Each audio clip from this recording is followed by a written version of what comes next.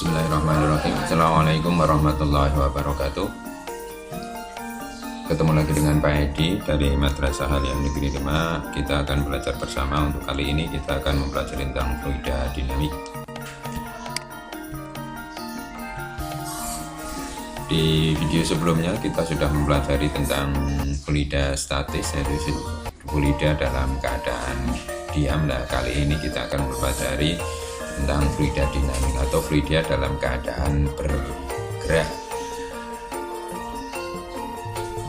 Seperti sudah kami Pak Edi sampaikan sebelumnya, bahwa fluida itu adalah zat yang bisa mengalir.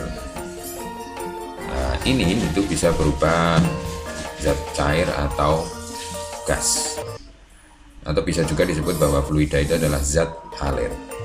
Nah, untuk pembahasannya, dalam kenyataannya kita akan menjumpai fluida sejati, tapi dalam pembahasan ini kita akan dibatasi tentang fluida ideal. Nah, fluida ideal itu mempunyai sifat ini.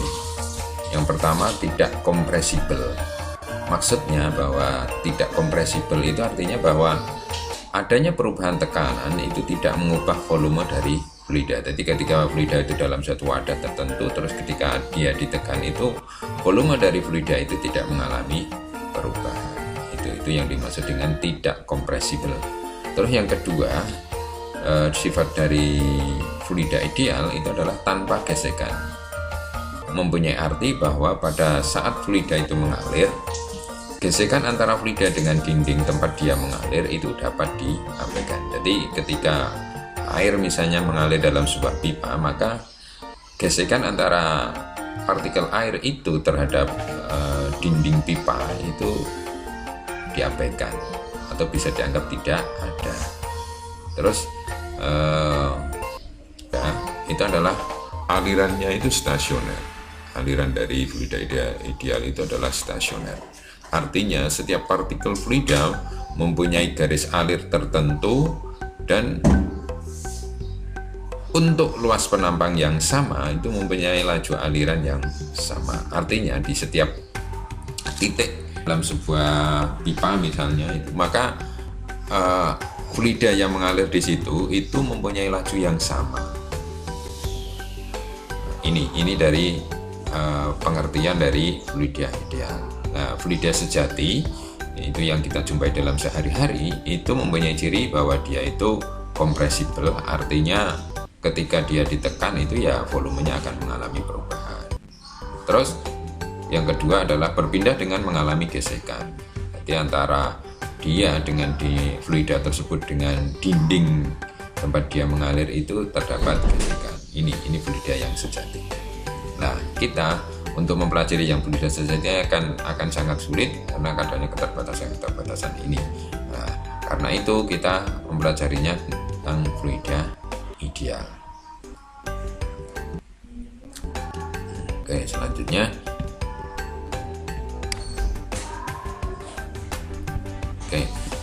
jenis aliran fluida ada dua jenis aliran fluida, yaitu aliran laminer dan aliran turbulen. Aliran laminer dan aliran turbulen. Aliran laminer itu adalah aliran di mana pada aliran ini partikel fluida mengikuti lintasan yang mulus, dan lintasan ini tidak saling bersilangan. Aliran laminer dapat dijumpai pada air yang dialirkan melalui pipa atau selang.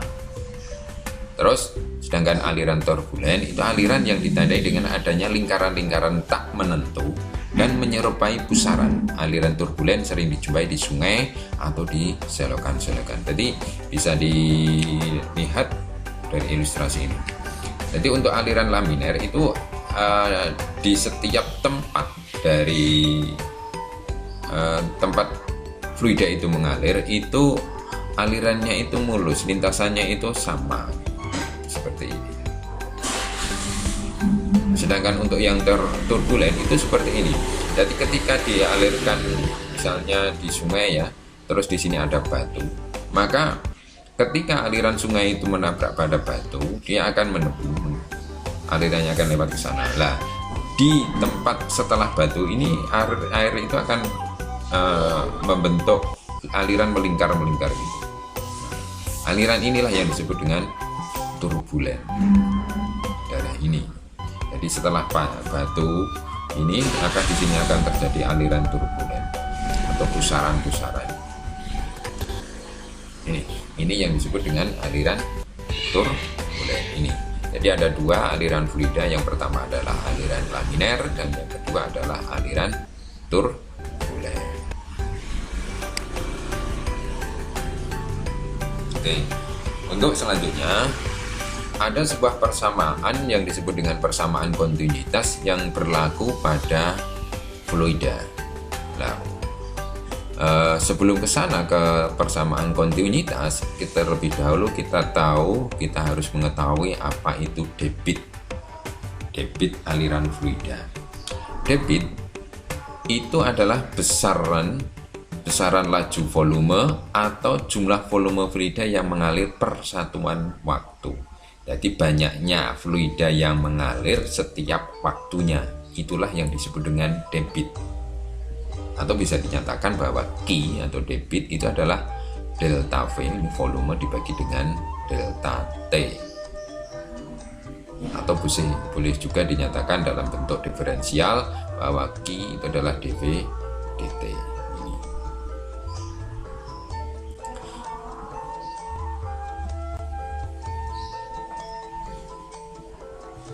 Volume fluida yang mengalir tiap satuan waktu atau debit merupakan perkalian antara luas penampang dengan laju aliran fluida.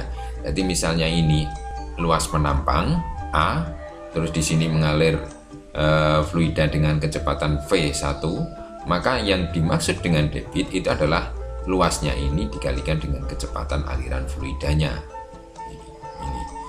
Ini yang disebut dengan debit, atau bisa juga dikatakan lebih mudahnya bahwa debit itu adalah laju aliran air. Jadi banyaknya volume air, volume fluida yang mengalir pada suatu luasan tertentu, atau banyaknya volume dibagi dengan waktu. Jadi kalau yang ini tadi bahwa debit itu adalah luas dikalikan dengan kecepatannya atau laju aliran fluida, maka Q itu adalah A kalikan dengan V, A kali V. Nah, terus apa yang dimaksud dengan persamaan kontinuitas? Continue itu kan mempunyai makna ajek, tetap ya.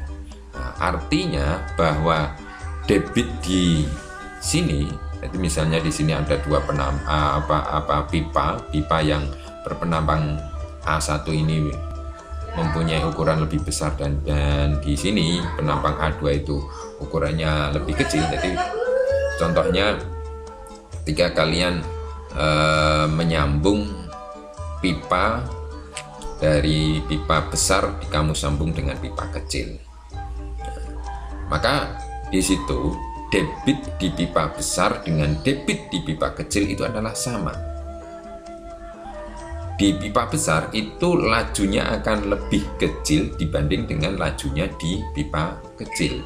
Tetapi di pipa besar ini kan penampangnya besar, yang sini penampangnya kecil. Di pipa penampang kecil lajunya besar, di penampang besar lajunya kecil. Nah, di sini debit di pipa besar itu sama dengan debit di pipa kecil. Jadi Q1 sama dengan Q2, atau A1 kali V1 sama dengan A2 kali V2. Jadi nanti kalau misalnya di sini disambung lagi di pipa yang lain lagi dengan ukuran yang lain lagi, maka di sini akan nanti ada Q3 dan seterusnya. Maka nilainya debitnya itu selalu konstan. Jadi A1 kali V1 sama dengan A2 kali V2. Inilah persamaan kontinuitas. Penerapan dari persamaan kontinuitas itu adalah ini pada selang penyemprot ini ya. Pada selang penyemprot ini.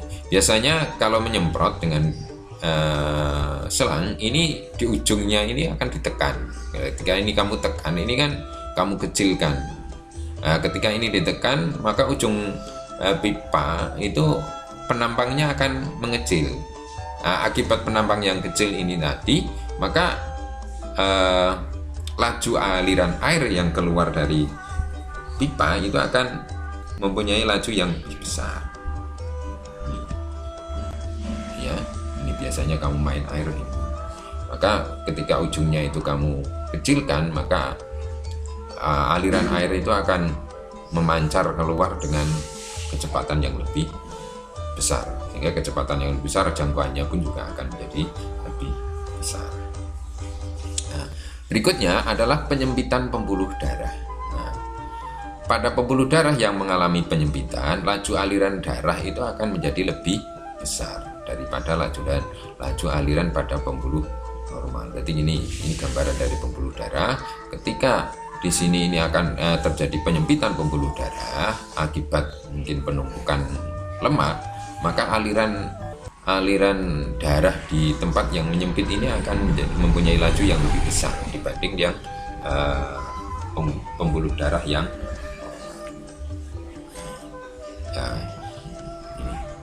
ini yang terjadi penyempitan pembuluh darah. Ini salah satu penerapan dari konsep kontinuitas persamaan kontinuitas. Nah, contoh soalnya. Contoh soalnya, perhatikan gambar berikut. Jadi di sini ada sebuah pipa, di mana diameter yang pertama di pipa yang sebelah sini ini mempunyai diameter 2 kali dari diameter penampang pipa kecil. Diameternya di sini itu 2 kali diameternya yang di sini. Nah, kamu disuruh menghitung berapa V2 laju aliran fluida di pipa yang kecil ini berapa. Kalau di V1 ini mempunyai laju 5 meter per sekon. Nah, dari sini, dari soal ini tadi diketahui bahwa D1 sama dengan 2 kali D2. D1 di sini tadi 2 kali D2. Nah, terus penampang pipanya itu berbentuk lingkaran. Ini nanti kan diketahui adalah diameternya, belum luasnya. Nah, penampang pipa itu berbentuk lingkaran. Nah, luas lingkaran itu adalah 1/4 pi d kuadrat atau pi r kuadrat. Biasanya kamu mungkin hafalnya yang ini pi r kuadrat. Tapi kalau yang diketahui diameter, maka luas lingkaran itu adalah 1/4 pi d kuadrat. Nah, sekarang kalau ditanyakan V2, yang ditanyakan adalah V2, V di sini. Maka kita gunakan persamaan tadi, persamaan kontinuitas A1 kali V1 sama dengan A2 kali V2. Jadi debit di sini di penampang 1 sama dengan debit di penampang 2. G1 sama dengan G2. A1 kali V1 sama dengan A2 kali V2. Nah, A1 itu adalah 1/4 pi D1 kuadrat. Ini tadi rumus ini tadi. Dikalikan V1 sama dengan 1/4 pi D2 kuadrat. Nah, ini 1/4 dengan 1/4-nya coret aja. Terus pi dengan pi juga dicoret karena sama ya. Tinggal D1 kuadrat V1 sama dengan D2 kuadrat V2. Sehingga V2 itu sama dengan D1 kuadrat kali V1. Ini D1 kuadrat kali V1 dibagi dengan dibagi dengan D2 kuadrat. Nah, D1 itu sama dengan 2D2. Jadi 2D2 dikuadratkan, V1-nya adalah 5, terus D2 kuadrat. Nah, 2 ini dikuadratkan menjadi 4, D2 kuadrat kali 5 per D2 kuadrat. Nah, ini D2 kuadrat dengan D2 kuadrat ini dicoret saja. Nanti tinggal 4 kali 5, hasilnya adalah 20 meter per sekon. Jadi kecepatan laju fluida di penampang kecil ini adalah meter per second.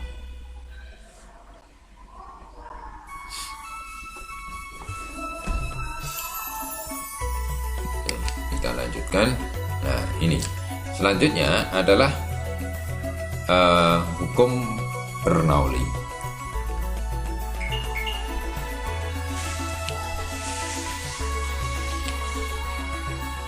Ini hukum Bernoulli itu menyatakan hubungan besaran fluida dalam pipa antara tekanan, ketinggian, dan laju dinamikanya. Secara matematik dinyatakan bahwa hukum Bernoulli itu adalah ini.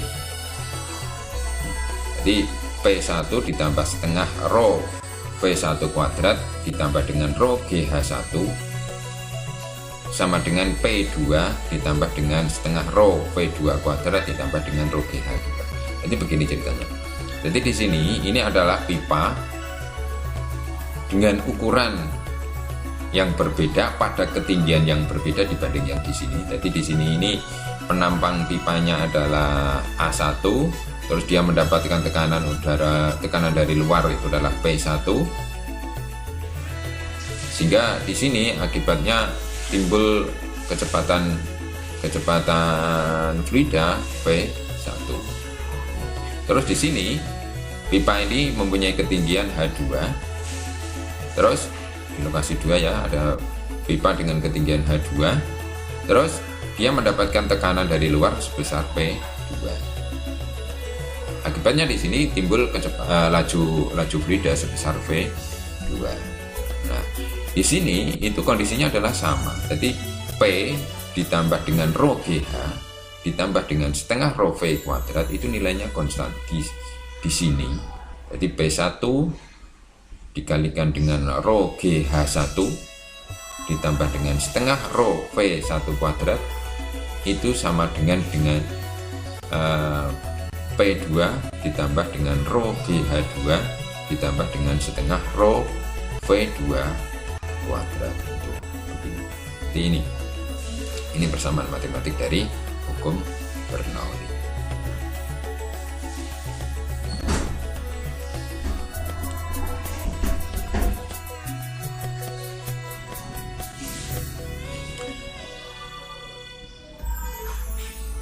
Mungkin secara aplikatif kita bisa lihat dari ini.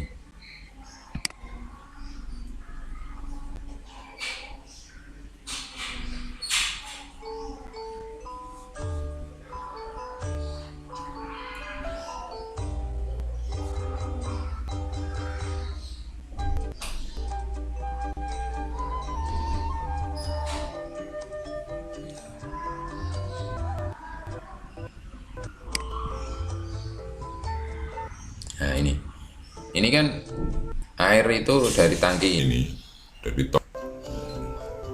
Nah ini kan mempunyai ketinggian tinggi yang berbeda-beda.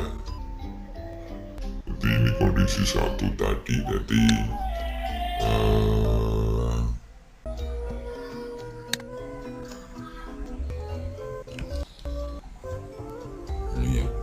jadi ini mempunyai tinggi terus ini yang tingginya beda-beda.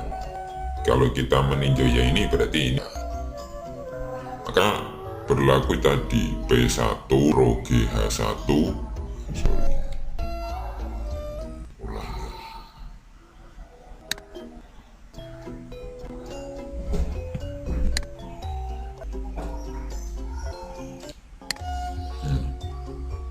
jadi berlaku aliran di sini.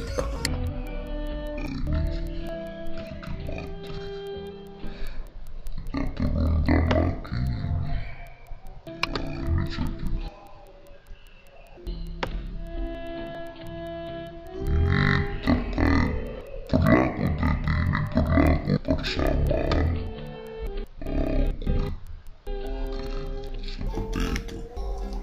Ini pada tower air ya.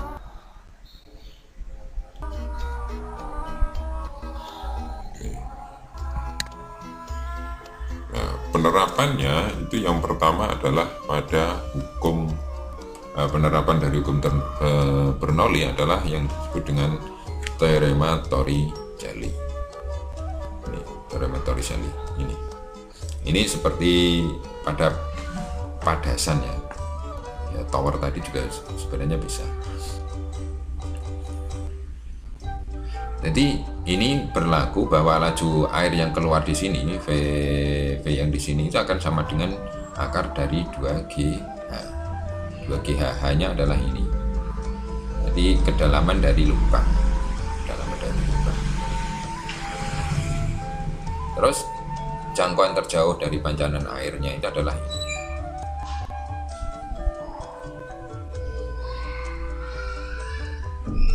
Terus waktu pancaran airnya yang dicapai oleh tanah adalah ini. Ini sebenarnya kita bisa analisis dengan gerak untuk yang ini, yang pancaran ini, itu kita bisa analisis dengan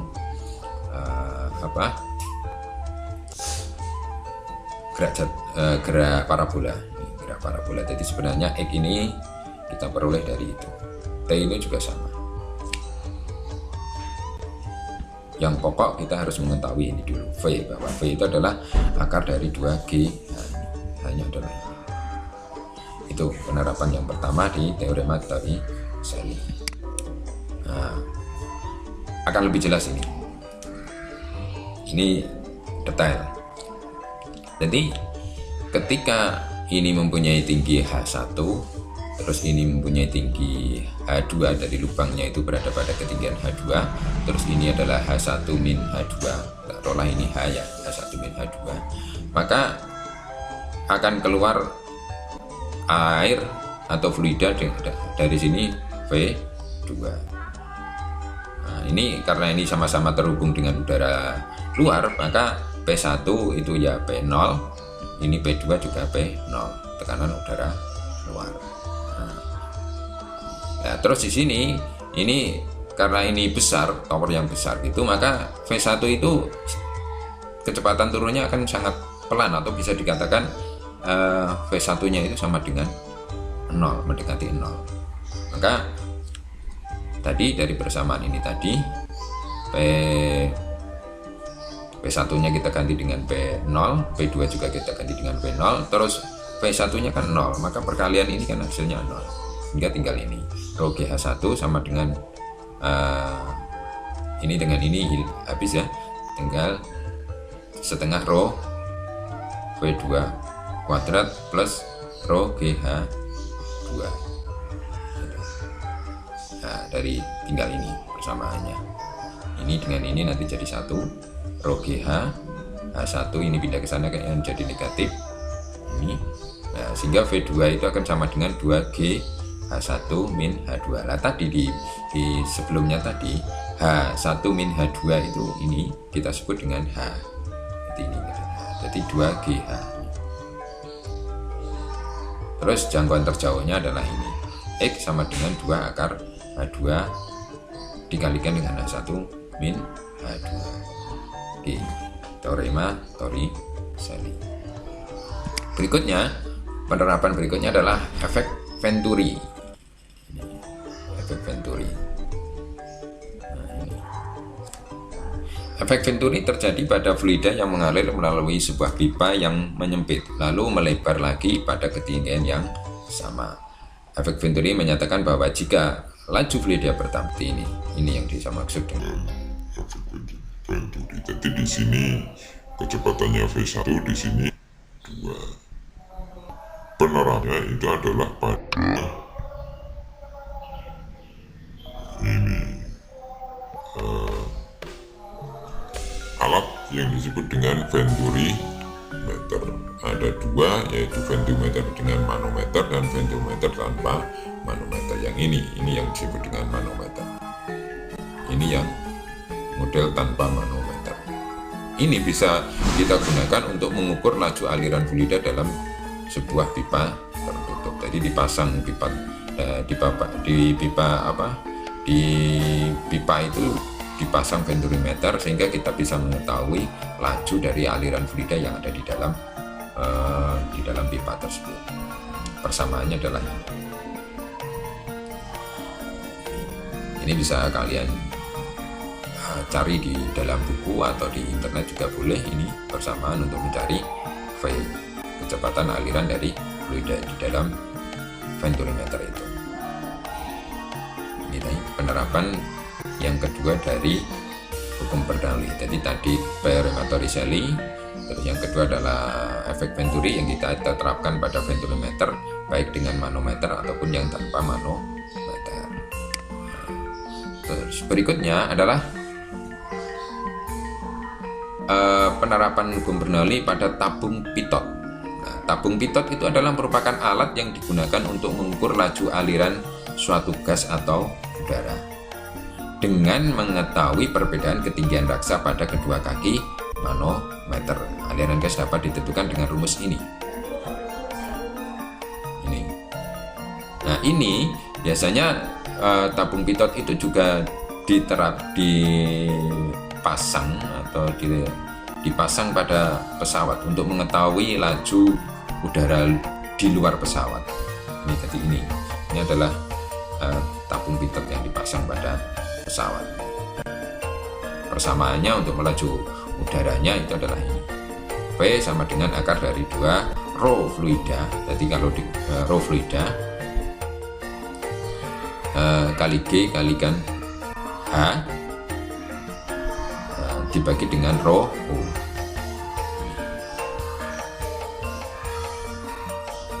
Jadi di dalam tabung pitot ini yang fluidanya, terus udara itu masuk. Nah, ini kita ingin mengukur laju udaranya ini. Maka persamaannya adalah ini. Akar dari rho fluida yang di sini ini dikalikan G kalikan H. H itu adalah ini, beda tinggi permukaan fluida dibagi dengan massa jenis udara. Ini penerapan pada hukum Bernoulli untuk tabung pitot yang biasa dipasang pada pesawat terbang. Ini juga.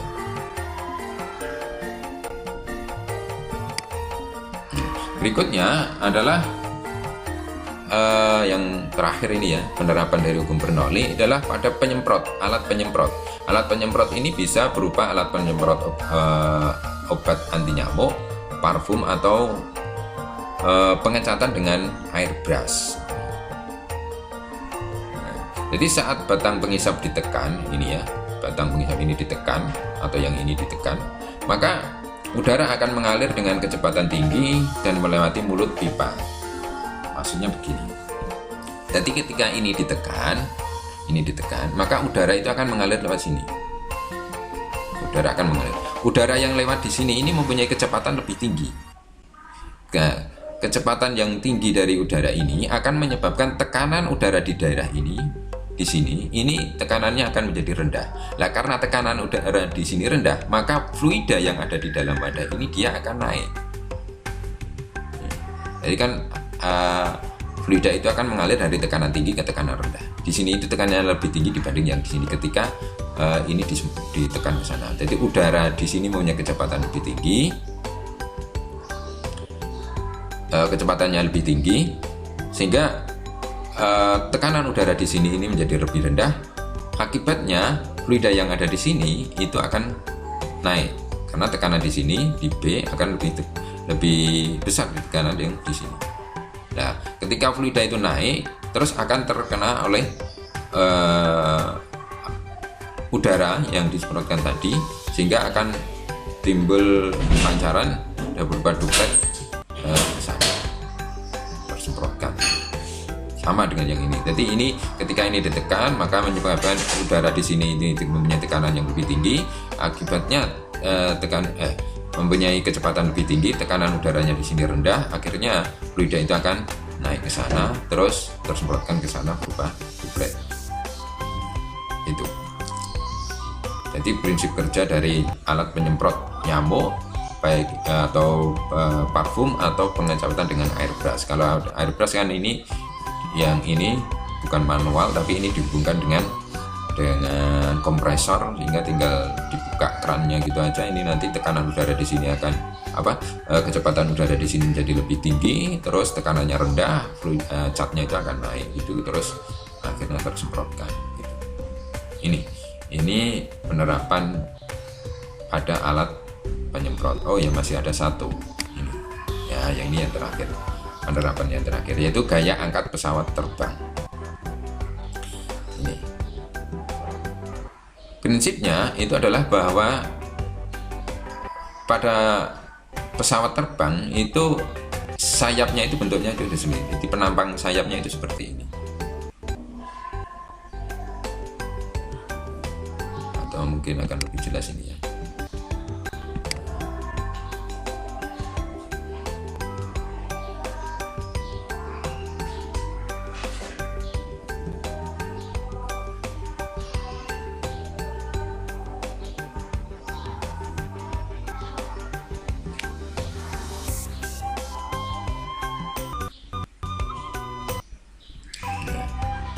Ini penghasil udara.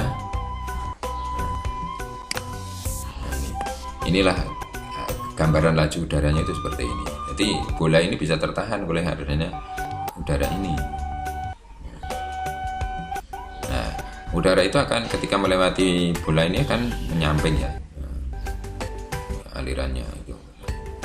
Nah, bagaimana dengan pesawat ini? Jadi ini sayap pesawatnya itu ini. Nah, udara itu ketika bukan udara yang ada di sini.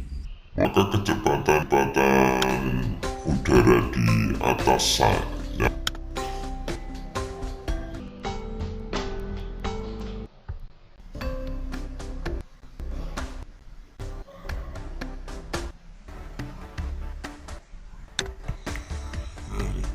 saya ulang ya.